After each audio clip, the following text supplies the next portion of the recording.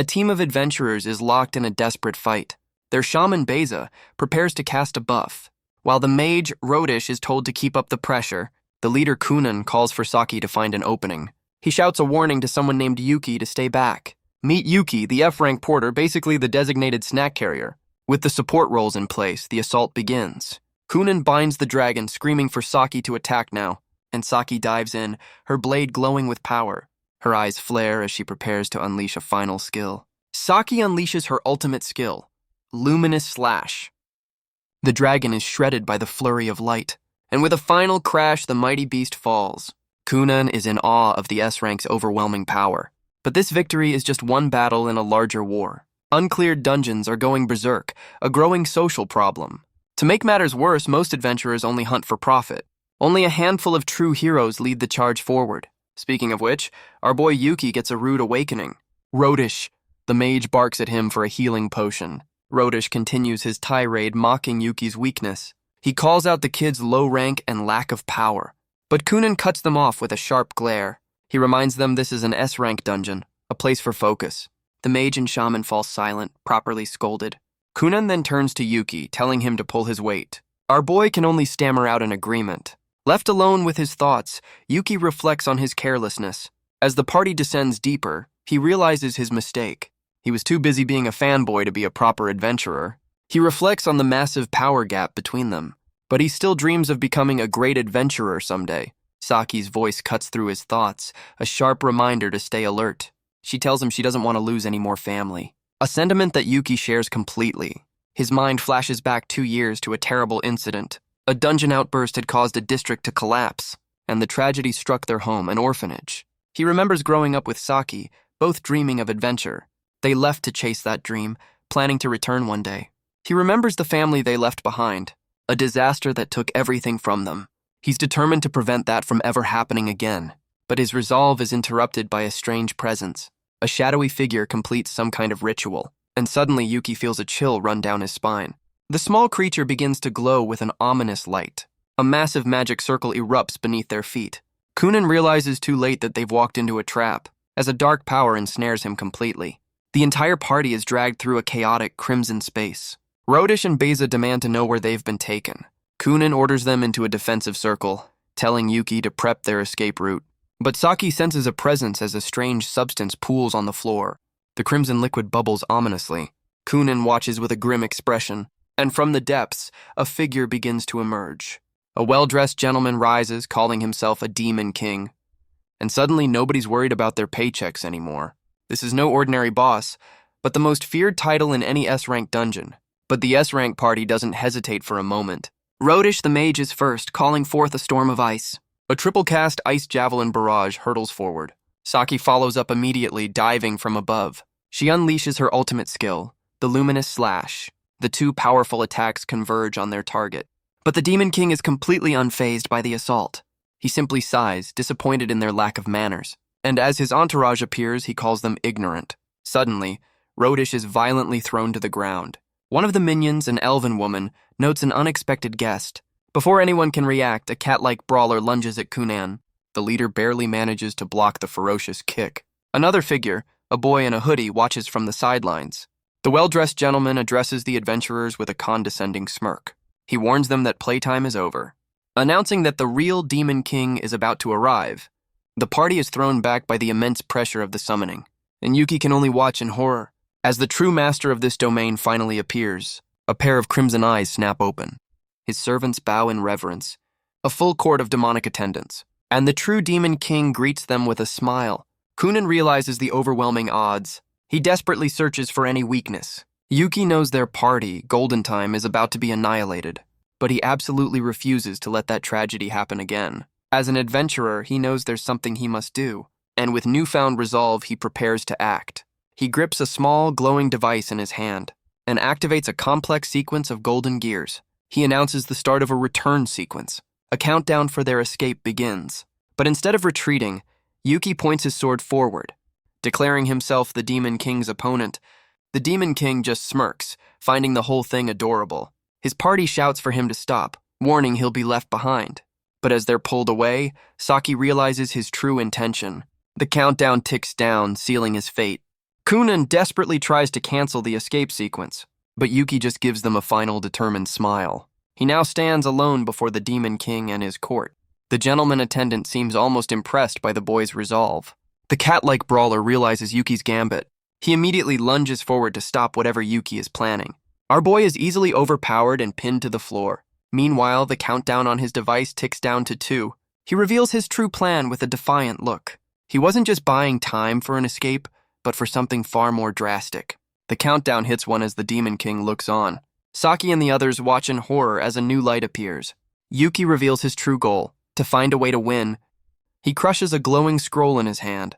The gentleman attendant calls it a splendid decision. And just like that, the escape timer hits 0. A golden light envelops his entire party, pulling Saki away from him against her will. Yuki watches them go with a bittersweet smile. Saki reaches for him, her cries lost in the light. And just like that, Yuki is left alone. The Demon King seems amused by his plan to defeat him, but Yuki confirms it with a defiant smirk. He explains that his powerful party will return for revenge. His only regret is leaving Saki to face the world alone. The Demon King finds this sacrifice absolutely hilarious. He calls the boy's selfless madness magnificent, and then he makes an unexpected offer. Yuki can hardly believe what he's hearing. The Demon King confirms it with a predatory smile. He offers Yuki a chance to join his court and conquer other dungeons. Yuki is floored, asking why monsters would attack their own kind. The Demon King explains it's a defense against human invasions. Yuki counters that humans are the ones under threat. But the Demon King insists they only attack those who enter their home. In fact, he claims his side suffers far more casualties. He reminds Yuki of the dragon his party just slaughtered. To defend his people, he must grow stronger by conquering other dungeons. He declares he won't allow any more of his subordinates to fall. The word tragedies echoes in Yuki's mind. Yuki realizes the Demon King's motivation is just like his own. The king confirms he'd even ally with humans to protect his people. A painful reminder of the family Yuki just sacrificed himself for. So our boy makes a counteroffer, a desperate plea for peace. The Demon King explains his goal isn't conquest, but deterrence. He asks for Yuki's trust, with the alternative being a quick death. A pretty compelling argument as far as threats go. Yuki knows his party might win someday, but at what cost? He can't bear the thought of another tragedy like the one he endured. And with that, our boy makes his decision. He agrees to the Demon King's offer, sealing the pact with a firm handshake. But he makes it clear this isn't for the monsters, but for humanity. The Demon King is pleased, officially naming Yuki their new ally. Yuki questions his own worth, pointing out he doesn't even have a job. The king insists that's exactly why he's so important, revealing that only the jobless can become a monster tamer. The demonic court sneers, ready to make use of their new human tool. But Yuki flips the script, vowing that he'll be the one using them. The king explains that monsters need a tamer to move between dungeons. The king explains the 2 conditions. One must be jobless, and then form a contract. His attendant elaborates that there are 3 ways to forge this pact. The Demon King holds Yuki's hand, mentioning the 3rd and final method. And with a disturbingly sweet smile, he reveals it's simply by force. A violent surge of dark energy erupts from their clasped hands. Yuki cries out as a strange glowing gem forms in his palm. Our boy is definitely starting to regret this whole ally thing. The king confirms their new link, allowing him to see through Yuki's eyes. Yuki realizes he's on a very short leash, with no room for betrayal. But with a new sigil on his hand, he reaffirms his resolve, knowing this was his choice. With a snap of his fingers, the Demon King declares the preparations for conquest complete. Yuki is still confused as he's told he's being sent back to the surface. His instructions are simple: find a dungeon and summon him when the time is right. Yuki questions the vague timing because whenever is a great battle plan, and just like that, he's back at the dungeon entrance with his party. Saki stares in disbelief, tears welling in her eyes. Yuki can only manage a weak, dazed wave. Before he can process anything, she breaks free and leaps into his arms. Overwhelmed with relief, she holds him tight, just glad he's alive. The rest of the party can only watch the emotional reunion. The very next day, Yuki has a new mission. He heads to the Adventurers Guild information desk. The receptionist is shocked by his request to enter a dungeon alone. Yuki knew this would be a problem, but he has no choice. She explains the rise of adventurers who only hunt for profit, a problem that has led to more dangerous dungeon outbursts. Because of this, all dungeons are now under heavy restrictions. She lays out the new guild policies for him, explaining that adventurer rank is now the key to entry. She explains that rank is earned through guild-verified contributions, a policy that makes it nearly impossible for solo players to get approved. She adds that most who try to go alone are just desperate for a lucky break. But Yuki clarifies he's only looking for an F-rank dungeon to train.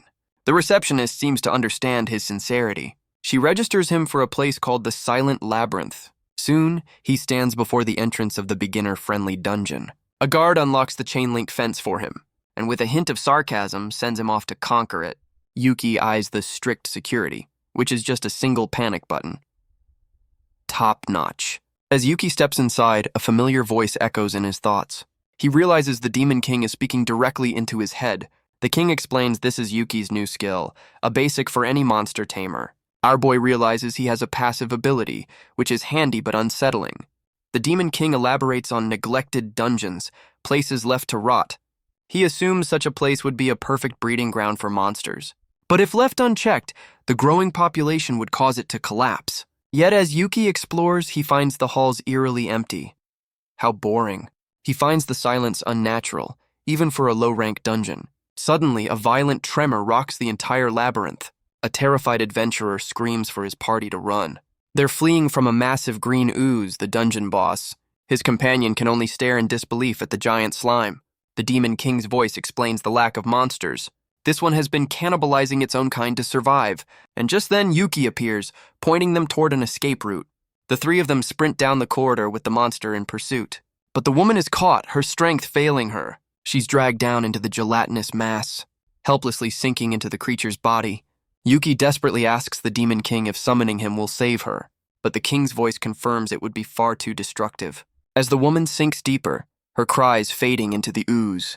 But then, a new reckless idea sparks in Yuki's mind. If he can't call for backup, he'll just have to be the backup. He dives headfirst into the gelatinous monster. The Demon King watches on, impressed by the boy's foolish bravery. He knew Yuki was the type to risk his own skin, to save those he believes need protecting. And as he reaches her, he proves the Demon King right. With the sigil on his hand glowing, Yuki decides the right time is now. He unleashes the summoning incantation with all his might. And from the crimson void, a hand reaches out in response. The Demon King's spectral form appears, agreeing to be used by his master. The summoning is complete, a king of demons now at his back. Talk about overkill. But the immense power comes at a steep price for Yuki's body. He feels an agonizing fire burning through him from the inside out. The Demon King warns him to hold on, to not break under the strain. He gathers his energy, noting it's just enough for an enemy of this level.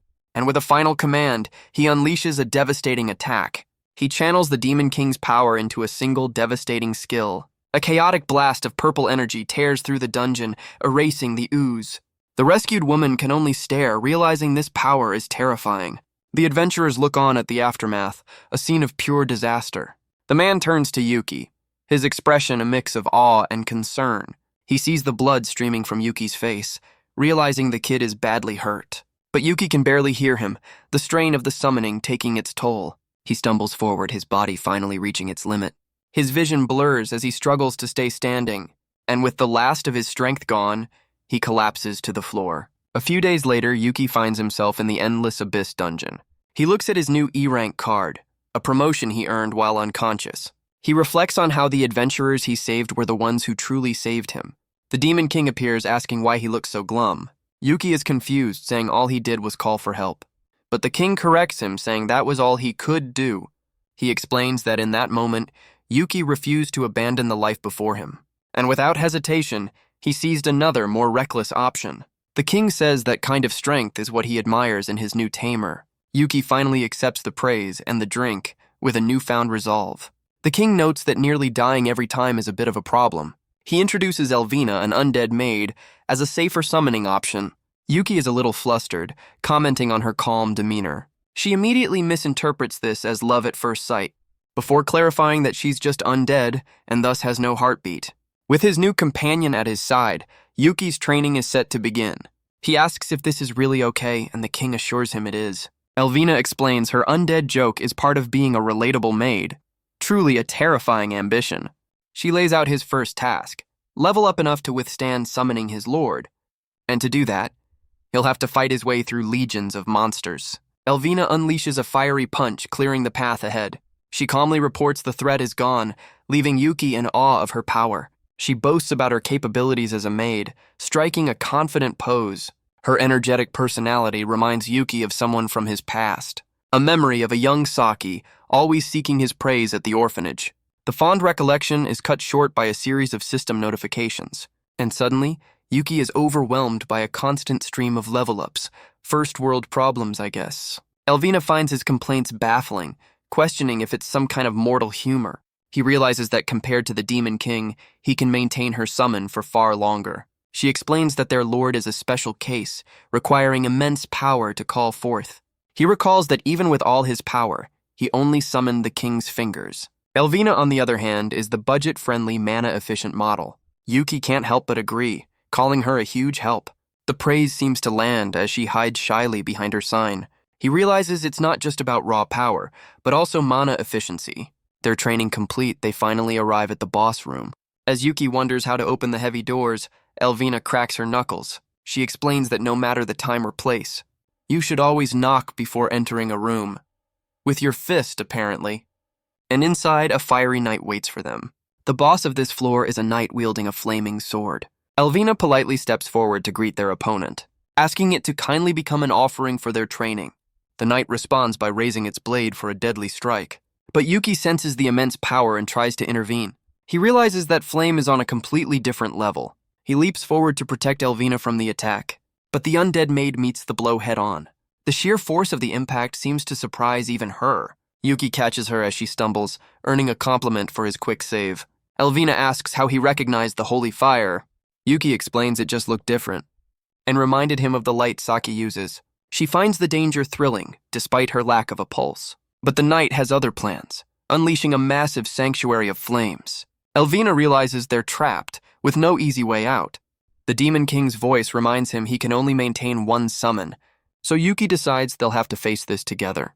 Elvina is taken aback by his resolve, a tamer fighting beside his monster, but Yuki simply declares that she is his partner. Elvina is touched by his declaration, agreeing to his plan.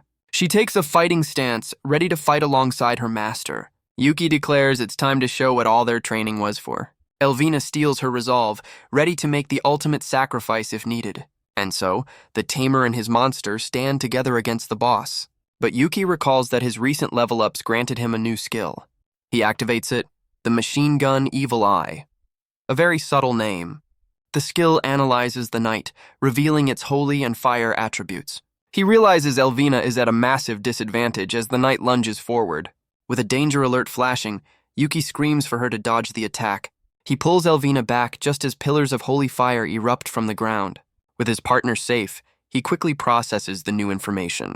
His new skill lets him see a monster's attributes and even its threat level, a power that manifests as a golden light in his eye. Elvina confirms this is a basic tamer ability, an eye for a monster's true nature. But their lesson is cut short, as the knight charges in for another attack. With Yuki watching her back, Elvina can now go on the offensive. She leaps forward to meet the boss head-on. Declaring that she can now focus entirely on the fight, the knight simply stands its ground, ready for her assault. Yuki realizes something crucial about Elvina's last attack. Her punch didn't seem to do any damage at all, but his new skill reveals the truth. The knight is a fire monster. Elvina seems confused, pointing out the obvious. A flaming knight is probably a fire type. But Yuki's vision goes deeper than just appearances. He explains that a small fire spirit is piloting the armor from within. With this new intel, their strategy is set. She tells Yuki to focus on the fight, not on her. The knight prepares to strike once more. And with Yuki calling out its moves, Elvina easily dodges the attack. With Yuki as her eyes, Elvina dances through the storm of holy fire. He calls out every opening, guiding her strikes with pinpoint accuracy. She follows his final command, diving in for a decisive blow to the head. But the knight reacts with impossible speed and unleashes a counterattack that sends Elvina flying back. She notes that it finally felt her attack, but Yuki knows it was just a graze. He pushes his vision harder, knowing they're just one step away, and spots the next deadly attack just in time. He leaps in to save her, as Elvina reminds him to mind his own safety. Our boy can only offer a sheepish apology for his reckless save. Elvina offers him a new option, telling him to use her skill. Yuki is confused, questioning what she means. A system window reveals one of her abilities, Maid of All Wild. She explains that as a tamer, he can channel her power through himself. This particular skill grants a massive temporary stat boost, but it's a one-time use, meaning he has to pick the perfect moment. So, No pressure, she confirms with a confident smile, putting her full trust in him. With their plan set, they agree to end this on the very next attack. But the knight unleashes a blinding flurry of holy strikes. Yuki screams a warning, and Elvina dodges just in time. Yuki calls out another command, telling her to stop. She follows instantly, sliding left to evade the next strike. A pillar of holy fire erupts right where she was standing. But the blast is too wide, and Yuki is caught in the aftermath. He hits the ground hard, injured but still in the fight. Pushing himself up, he tells her to ignore him and focus. With his next command, Elvina leaps away from another deadly blow. Now is the moment. Yuki activates her skill, Maid of All Wild. Elvina dives from above, her entire body glowing with borrowed power. Her attack connects, shattering the knight's defenses completely. The knight slumps forward, its fiery plume finally extinguished. Yuki collapses in relief, whispering that they've finally won. Elvina admits that using her ultimate skill was quite draining, and with a polite bow, she bids her master a formal farewell. Yuki tries to call her back, but his body refuses to move. He realizes the connection is gone, unable to summon her again. Sometime later, he manages to drag himself back through the dungeon. He finally reaches the deepest chamber, where the Demon King is waiting. The king greets him with a calm expression, glad to see him in one piece. But Yuki's first thought is to find Elvina and lecture her about disappearing. The Demon King's voice echoes from a sunlit chamber. He tells Yuki he's lucky he made it back, or he would have missed her farewell. Our boy looks down in shock to find Elvina lying peacefully on a bed of flowers. The king explains this is how they honor their dead, a custom not so different from humans. But Yuki can't accept it, questioning how his partner could be gone. The Demon King reminds him that as an undead, her ultimate skill trades destruction for power. He recalls the skill's one-time use, the true meaning of that limit crashing down on him. He bows his head in grief, realizing she paid for their victory with her life. Yuki cries out that he never asked for such a sacrifice. But the king cuts him off, his gaze intense as he gives Yuki a new purpose. The king insists her life was worth the cause, that she simply did her duty as one of his subjects, and that the ultimate responsibility lies with him as her king. But Yuki refuses to accept that answer. He blames himself for blindly following her plan, for not being the one to fight to the very end. He's once again left feeling utterly powerless. The Demon King offers a solution: to make him stronger. Guess that's one way to handle grief counseling. But Yuki desperately searches for another way, a skill to bring her back. The king shuts him down with a cold dose of reality. A tamer's role is to use monsters, not mourn them. Yuki refuses to accept it, a single tear marking his grief. But a new voice cuts through the tension, chiding the Demon King. A maid named May appears, reminding him of a previous agreement. She points out that their agreement didn't include the human boy. Yuki activates his evil eye, recognizing her as one of the king's executives. His skill reveals her true title and a shocking ability: resurrection.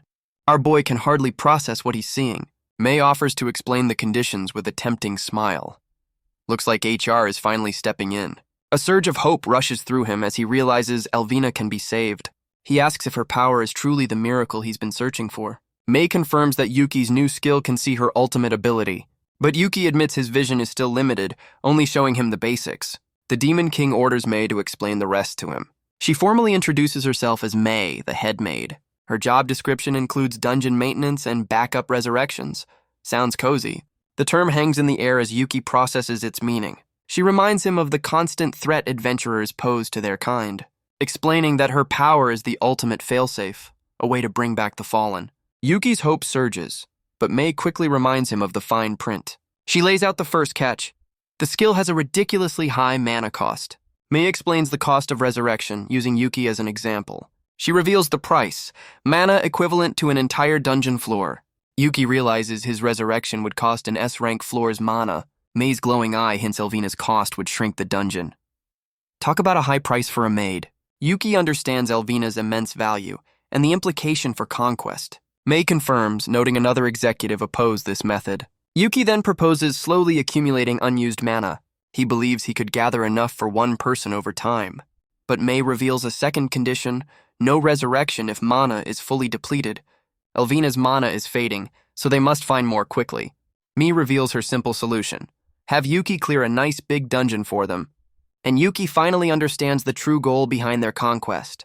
The gentleman attendant confirms this, but says their current gains are not enough. Yuki wonders just how much mana they could possibly need. May admits her suggestion to send him into a high-rank dungeon was not well received. The Demon King explains they won't risk Elvina's only chance on a suicide mission. But Yuki clenches his fist, volunteering to take on the challenge himself. The king, Liber, calls the plan reckless, pointing out Yuki's current weakness.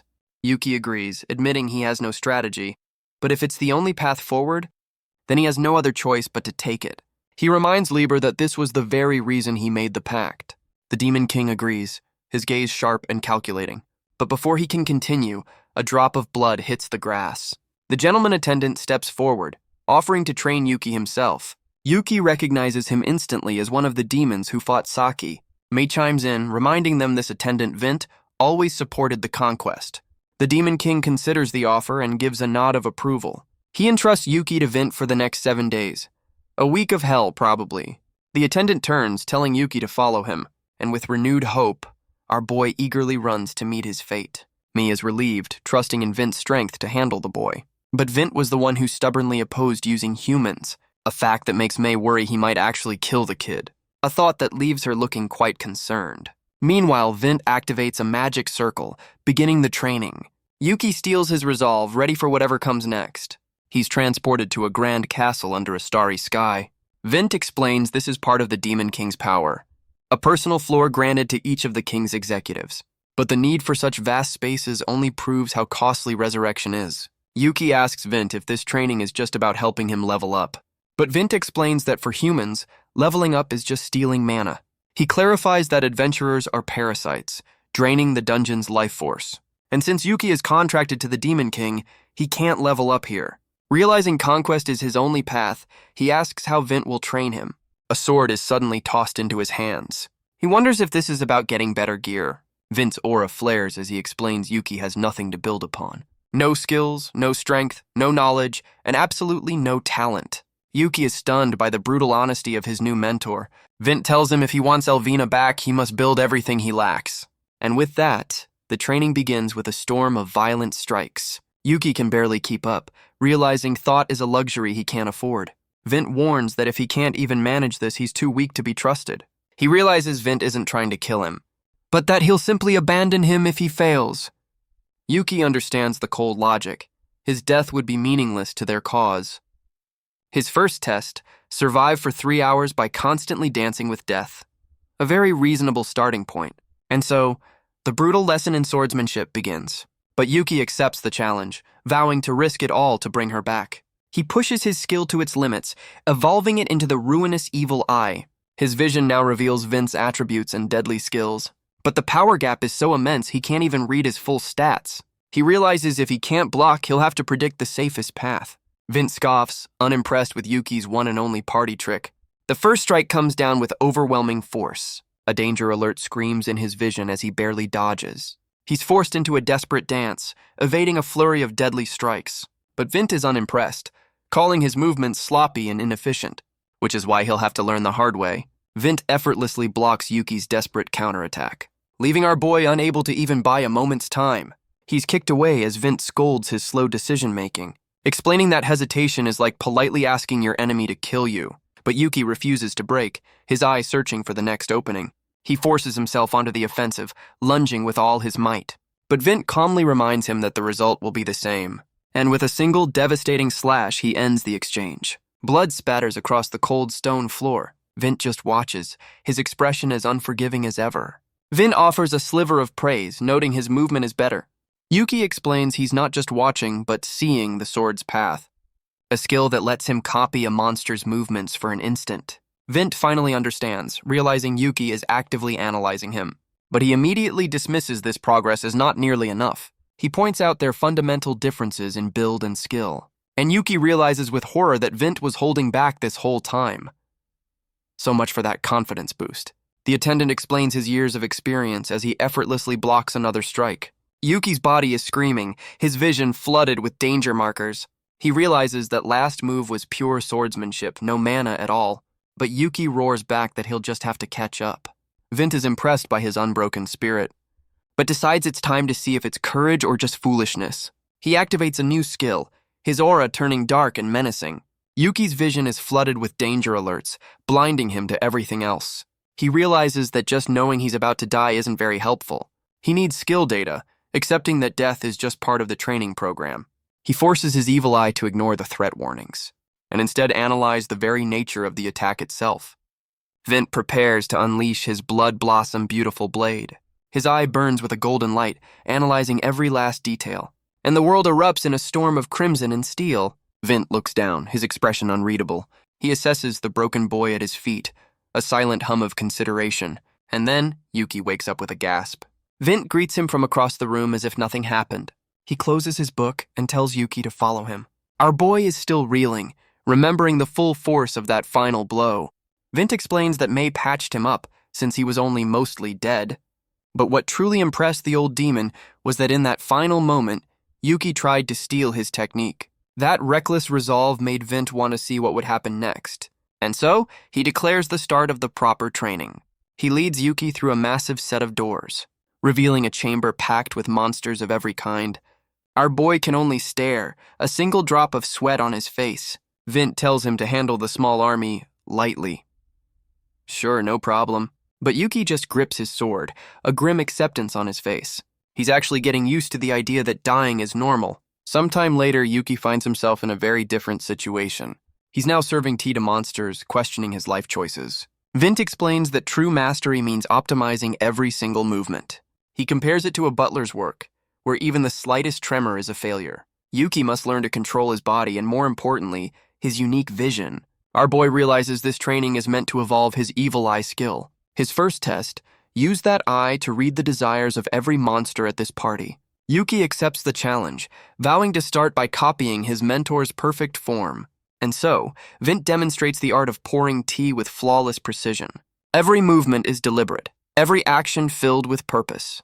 A perfect display of efficiency and control, and it seems Yuki is a surprisingly quick study. But his first attempt ends with a shattered plate. So much for flawless precision. As he cleans up, he realizes copying Vint's movements is harder than it looks. He understands he can't just mimic his mentor, but must adapt the skills to his own body. On day 2, a new group of monsters greets him. A large, red-skinned demon notes that Vint has taken an interest in the newbie. He assumes this means Yuki must be incredibly strong. Yuki nervously clarifies that he's still a work in progress, an answer the demon takes as an invitation to help with his training. But Yuki is ready, his glowing eye prepared to make up for his physical weakness. He'll watch, learn, and test everything he sees, starting with a punch to the face. By day 4, Yuki's training takes a very different turn.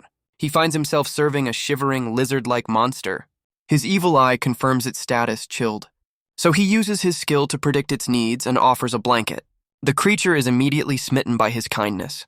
He learns that each monster has its own unique movements, and he finally understands Vint's strange methods. By day 6, a new customer arrives, a very hungry bat. Yuki confidently predicts its desire and presents a meal, only to become the main course himself. Guess that's what you call a tip. His skill reveals the bat's ability is blood suck, a very literal interpretation of customer service. By day 7, Yuki's movements are flawless. He pours a perfect cup of tea with a steady hand, and proudly presents it for his mentor's approval. Vint's review is harsh, but admits his manners are now passable. After a week of endless battle and butler training, Yuki has survived. He believes he's finally reached the end of his trial. But Vint corrects him as the real test begins now. He unleashes his ultimate skill, the Blood Blossom Beautiful Blade. The very same attack that nearly ended Yuki's life before. Vint notes that Yuki can now use his eye instantly. He warns that if Yuki can't master his skill, he will die. But Yuki already knows the stakes, accepting that failure means death.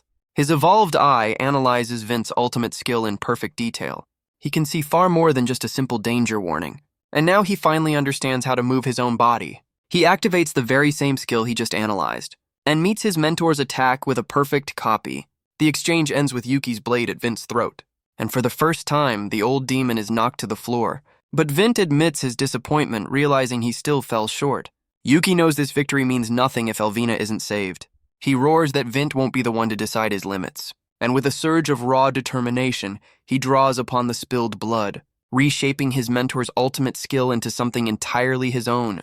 He declares that one failure won't be enough to stop him, vowing to overwhelm his master with a sheer number of strikes. He sees his opening, the perfect moment to act, and unleashes a final desperate blow with everything he has. Vint can only look on, impressed by his student's growth. Yuki challenges his mentor with a defiant glare. But Vint points out he can't spam his new ultimate move. And with that, our boy admits he's reached his absolute limit. His mentor catches him before he hits the floor. As Yuki collapses, his phone slips from his pocket. Vint helps him away, noting his training is far from over. On the forgotten phone, a message from Saki appears. She's found a dungeon for him, but worries about his safety. She knows a B-rank dungeon is a dangerous place to explore, a place of crackling energy with an unknown boss waiting inside. The Demon King announces their next move from his throne, a B-rank dungeon. He seems pleased, acknowledging that Yuki has finally gained some strength. Vint offers a backhanded compliment, admitting his sword skills are now decent, but the king questions how an E-rank like Yuki can even get inside. Yuki explains he's just tagging along as a porter, a familiar role for him. Mei sees through the ruse, asking who he plans to contract with. He reveals his targets, leaving his demonic allies completely stunned. The next day at the Adventurers Guild, a girl with silver hair calls out his name. She immediately notices the sword at his hip, asking if he's been training. Yuki apologizes for the difficult request, but she just waves it off with a smile. She admits it's a relief to have a familiar face around. But their reunion is cut short by a new boisterous adventurer. He and his party are eager to start the raid, but one of them spots Yuki. Saki clarifies that Yuki isn't part of their group.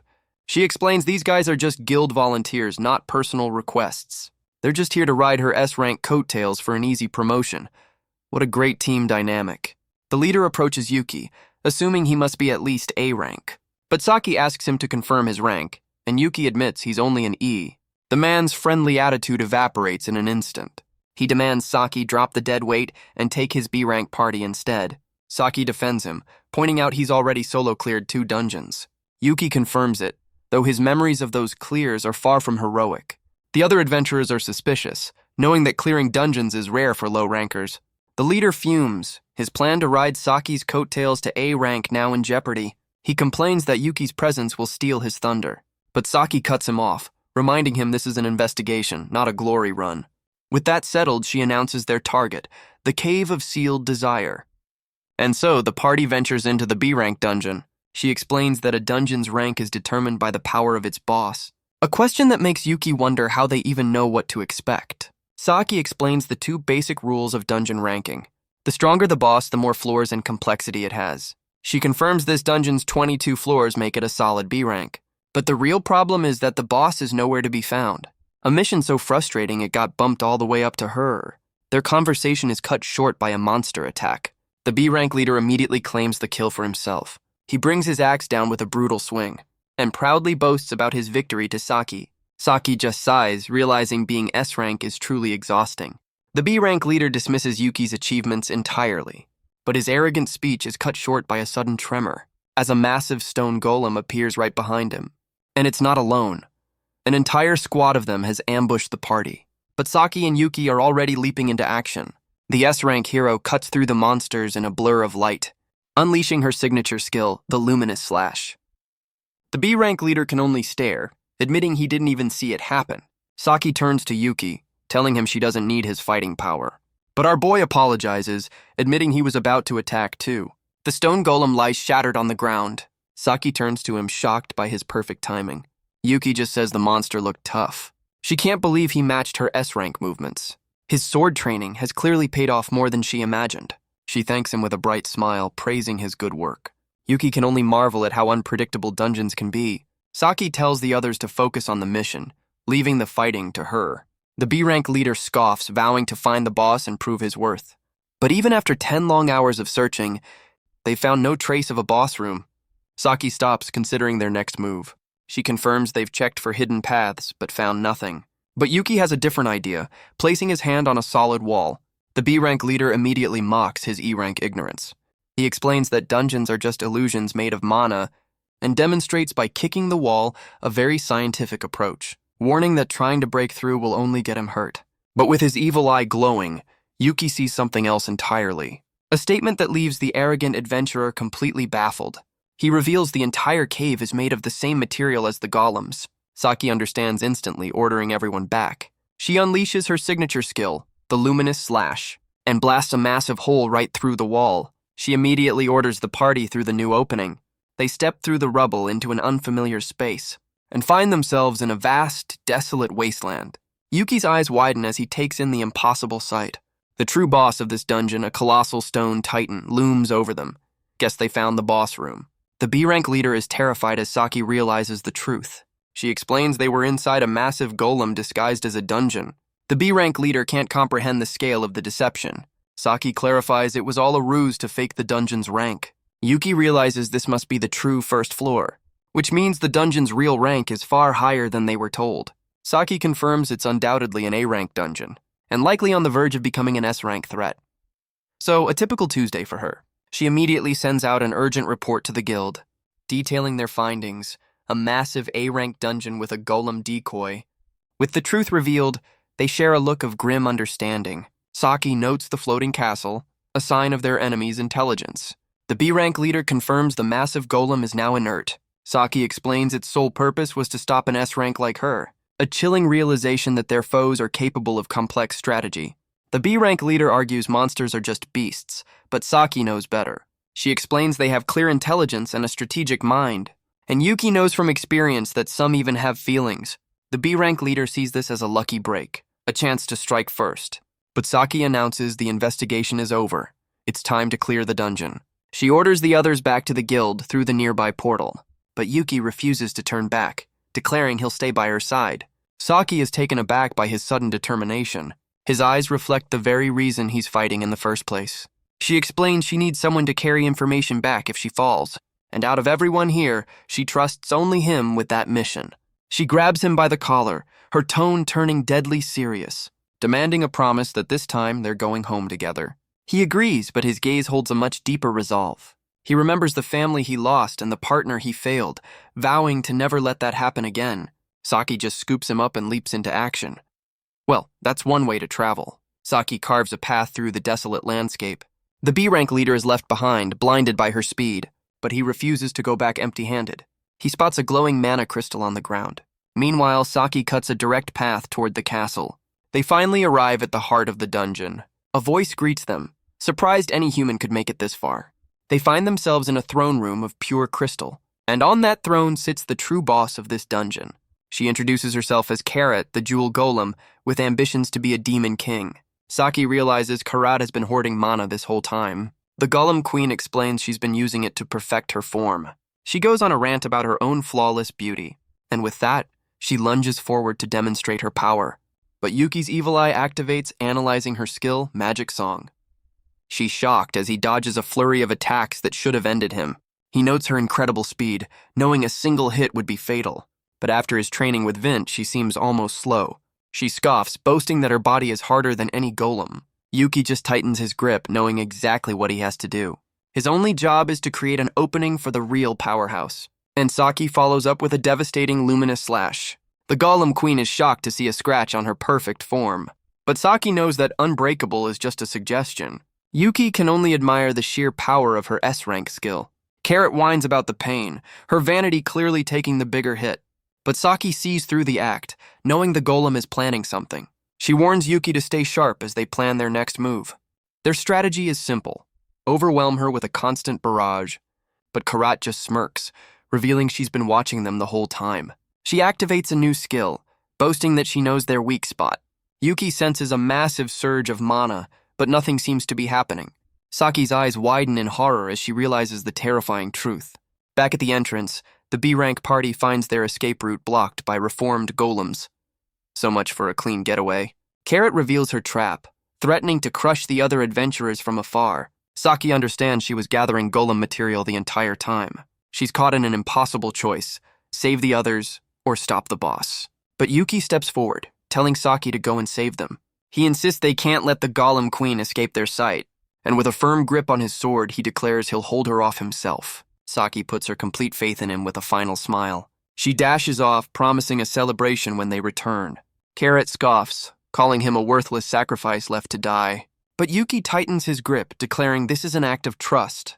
He recalls everyone who believed in him, from Saki to his demonic allies. And he knows he must answer that faith with everything he has. Karat is stunned, questioning the surge of monster power from a human. Yuki reveals his true nature, declaring he'll fight as a monster tamer. He unleashes the swordsmanship he learned from monsters far stronger than her, The Golem Queen roars in disbelief as his blade finally finds its mark. He explains that his evil eye has already read her every move. Annoyed, Carrot decides to change her technique completely. Her arm morphs into a deadly whip, threatening to coil around him. But Yuki meets her challenge, daring her to even try and reach him. The Golem Queen scoffs at his confidence, lunging in for the kill. But our boy reveals he let her catch him on purpose. Carrot can only stare in shock, realizing she's been played. Yuki declares he's going to use her own hardness against her. She finally understands he's been using her this entire time. And with the sigil on his hand glowing, he reveals the true power of a monster tamer. Carrot is enraged, vowing to make the human pay for the damage. But Yuki knows this fight is far from over. She prepares to unleash a truly devastating skill, compressing and polishing her crystalline body into what she calls her most perfect and powerful form. Yuki just watches, completely unfazed by the dramatic monologue. She reveals other adventurers trapped in crystal, but says he's not worthy of her collection. Instead, she promises to grind him into dust. He's immediately pushed back by the sheer weight of her power. She scoffs, realizing his small body can't handle her true mass. But Yuki just mocks her strategy as uncreative. She argues that bigger jewels are always more valuable, but our boy plants his feet, completely disagreeing. He says what truly matters is how beautifully you cut it. And he activates the very skill he learned from Vint, the Blood Blossom Beautiful Blade. His gaze is sharp, his resolve absolute. Carrot is stunned, questioning how a human can use a monster's power. Yuki simply declares that this is his style now. A storm of crimson blades erupts around the Golem Queen. Her eyes widen, realizing she has nowhere to run. The Golem Queen is torn apart by the storm of crimson blades.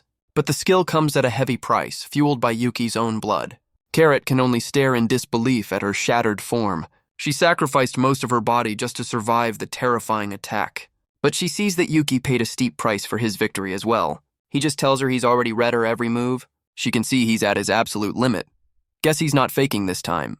She scoffs, asking what he can do with such a broken body. The blood spreading across his shirt seems to prove her point. But Yuki agrees, admitting that he can't do much, as he prepares to summon backup. He reveals his backup, a surprisingly adorable little bat, the very same one that took a bite out of him during training. Back in the Demon King's domain, his allies watch the battle unfold, and Vint finally understands the boy's reckless strategy. Yuki had planned this from the start, using the bat's blood suck skill to store enough blood for a second decisive attack, a risky gambit since he's already near death and the bat has zero combat power. He explains the first attack, his ultimate skill, was just the setup. Vint realizes that using it would leave Yuki half dead and defenseless, a perfect lure to bait his enemy into a final fatal mistake. Vint realizes Yuki is turning his own weakness into a weapon, and now it's time for the little freeloader to pay him back. He declares this was his true plan all along. He formally introduces himself to the Golem Queen. He is Yuki, a monster tamer who uses anyone and anything to win the fight no matter the cost. Carrot is cleaved in two, calling him a monster. Her crystalline body shatters into pure energy. But Yuki reaffirms that he is still human, despite his demonic pact. And as the dungeon's mana floods the chamber, his eyes begin to burn. He knows this much, mana should be enough. He channels the dungeon's raw power into his sigil, trusting Lieber to use it to bring Elvina back. Just as Saki arrives, catching him before he collapses. She can't believe he defeated the A-rank boss all by himself. Our boy can only ask for a hand, weakened from the fight. News of their victory spreads like wildfire, attracting a horde of reporters. And the Adventurers Guild calls a press conference to address the situation. A guild official explains that something unusual happened in the dungeon, and that the person responsible will explain it all themselves. The press is in a frenzy, knowing this story is huge, and the one who contributed most to the clear is about to be revealed to the world. The guild introduces S-rank adventurer Lady Saki. The crowd erupts with questions for the White Flash. They demand to know if an intelligent monster was involved. Saki calmly asks for silence, ready to begin her report, but she's internally cursing Yuki for leaving her to do the talking. A flashback reveals he pushed the duty onto her, claiming he had something important to do. And with that, he was gone, leaving her to face the press alone. She wonders what could possibly be more important than this. Meanwhile, Yuki rushes to Vint, desperate to know if it worked. May announces he's just in time for the grand finale. Vint warns him to look away, as the raw power is too much for human eyes. But Yuki can already feel the overwhelming pressure. May holds a glowing lock, declaring that Elvina's rest is over. The head maid will not permit her to loiter in the underworld. Guess the afterlife has strict loitering laws. She activates her ultimate skill, Underworld Approval. And with a flash of light, Elvina's eyes snap open. Yuki rushes to her side, overjoyed to see his partner alive. Elvina is confused, asking why her master is here with her. He jokes that she shouldn't follow him into death so quickly. She realizes May's resurrection worked, relieved her sacrifice wasn't in vain. Yuki clenches his fist, overcome with emotion. He can only say that he's glad she's okay. She questions if he's making another one of his undead jokes, but Vint cuts the reunion short, announcing they have work to do. Yuki dreads another round of butler training, much to Elvina's confusion, but Vint and May just present them with new formal attire, and soon Yuki is looking sharp in his brand new suit. Yuki questions the fancy new suit he's been given, as Vint tells him he's playing the king for a day. He's led into a hall filled with grateful monsters. Our boy is completely baffled by the sudden celebration. The Demon King, Lieber, greets him from across the room. May explains the mana he gathered allowed for extra resurrections. It seems the entire crowd was brought back thanks to his efforts. The monsters are a little too eager to hear his story, but Elvina pulls him away, declaring she has priority. Yuki calls out to Lieber for help, who just enjoys the show. Lieber explains that Yuki's choice saved them all. He tells Yuki to get used to accepting their gratitude, but Yuki denies it, saying he didn't do it for them. He only did it because Elvina reminded him of someone else. His mind flashes back to the family he lost, a painful memory of the home he can never return to. He clenches his fist, his resolve hardening, but he admits with a small smile that he's glad they were saved. The party is interrupted by a werewolf getting a little too friendly with Elvina. Vint is already back to lecturing as Lieber notes he's grown fond of the kid. Guess that's demon for I love you. May points out Vint's uncharacteristic kindness. She then turns the question to Lieber himself. The king admits they thought they were using Yuki, but the boy flipped the script on them completely. And in doing so, he achieved far more than they ever expected. Lieber just smiles, acknowledging that's the kind of man Yuki is. A man who continues to defy all expectations. Back at the press conference, Saki is completely thrown off. A mysterious man in the crowd demands they bring out the real hero. Saki's eyes narrow, realizing this isn't a simple question. He declares he knows she's hiding a monster, and he's here to claim him. The mysterious man corners the B-rank leader in a dark alley.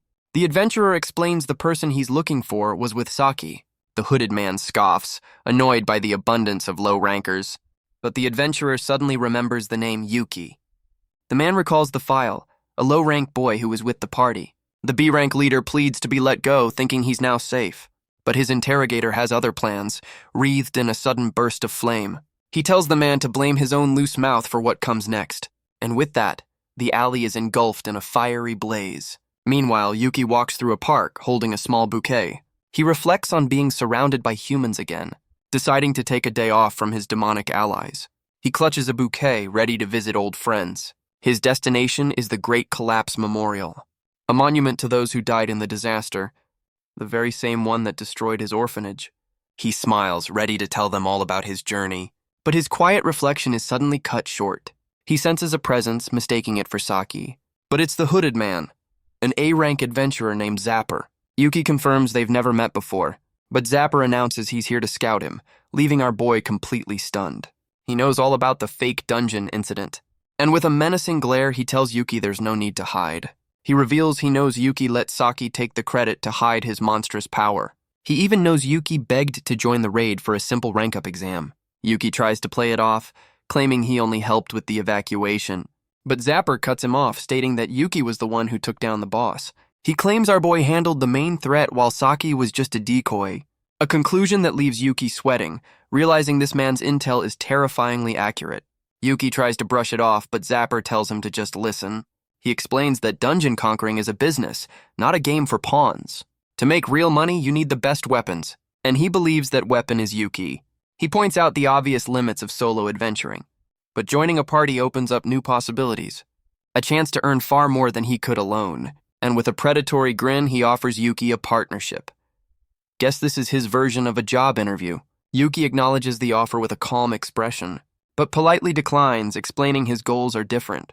Zapper just shrugs, admitting his words aren't very persuasive. He says he was planning to test Yuki's strength regardless, so he decides to stick with a more direct approach. Violence. Our boy is stunned by the sudden aggression and unleashes a massive hammer of pure flame. The bouquet he was holding is instantly engulfed in fire. Yuki can't believe he'd use magic in a civilian area.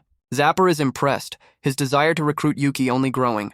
Yuki shouts that this is a sacred place for the dead, but Zapper just smirks, knowing full well that it's illegal.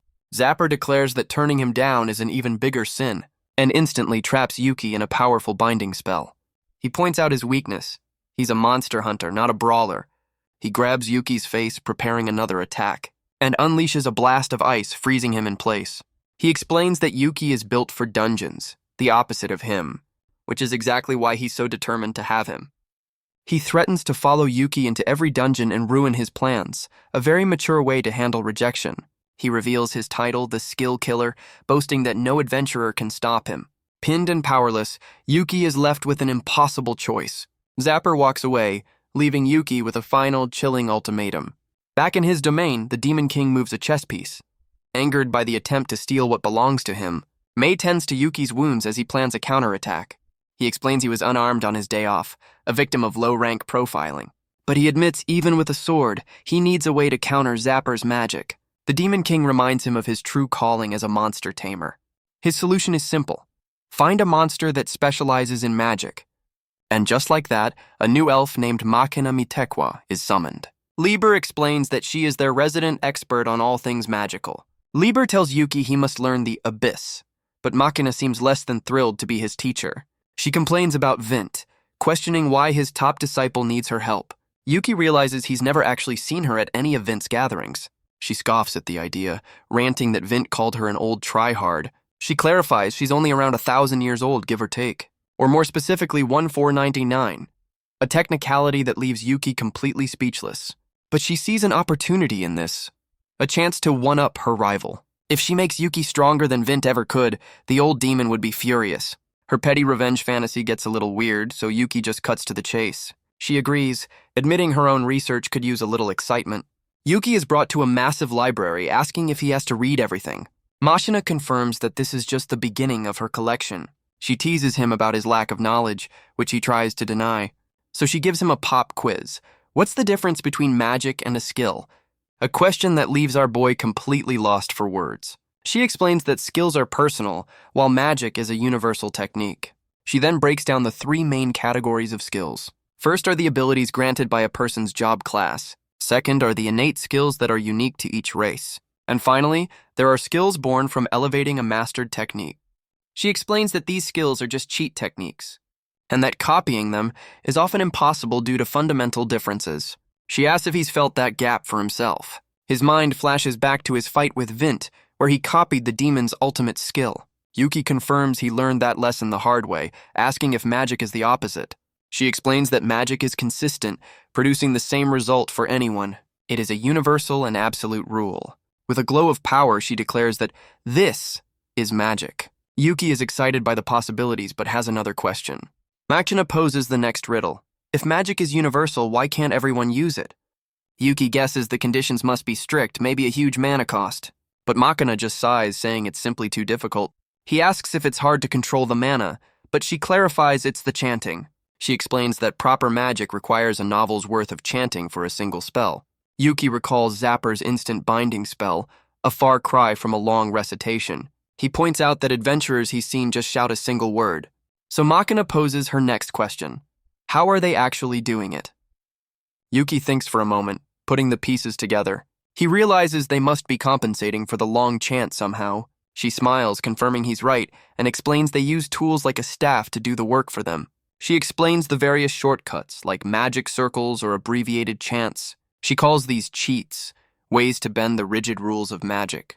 To demonstrate, she calls forth a massive fire hammer with a single command. She explains this is no chant casting, a mental shortcut for the spell. But the power of the spell depends entirely on the caster's understanding. It's all about how they visualize the spell in their mind. Is it text, sound, or image? This explains why the same spell can have wildly different results. Once he understands this, he can forge magic into his own unique style. She demonstrates again, shaping the very fabric of the spell itself. Yuki watches in awe, realizing the true depth of what he's learning. She explains another shortcut, using a partial chant and filling the rest with raw power. Yuki is thrilled, thinking all he has to do is memorize the words. But she warns him that rote memorization is the path of a novice. To truly master magic, he must understand every line of the chant. Our boy realizes it's like learning a new language, And he's not exactly a star student. She reminds him that as a human, his time is limited, so he should be grateful for her guidance. And with that, she unleashes a spell of incredible scale and complexity. Yuki can only watch, a single drop of sweat betraying his awe. He's suddenly transported to a world of roaring flames. Mashina explains this is her power, a spell that brings the contents of a book to life. She calls this a virtual dungeon, a way to learn by doing. Yuki just grips his sword, a familiar challenge before him. He declares that clearing dungeons is his specialty. But a single drop of sweat tells a slightly different story. His first task, to read every basic magical element and its variations. He looks up at the endless sea of challenges before him. Mashina just smiles, daring him to say it's impossible. And with that, the first fiery monster lunges forward. But Yuki just smirks, refusing to back down from the fight. He meets the challenge head-on, unleashing a flurry of icy strikes. Mashina watches on, completely stunned by his progress. And Yuki declares he'll end this in an instant.